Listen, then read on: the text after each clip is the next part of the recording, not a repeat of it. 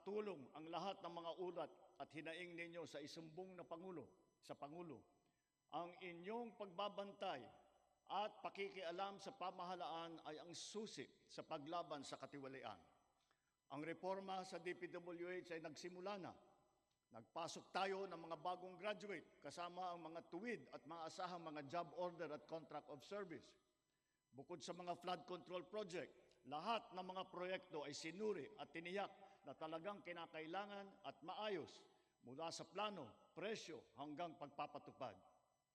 Para walang overpricing, sinigurado natin na ang mga materyales ay ayon sa presyo sa merkado.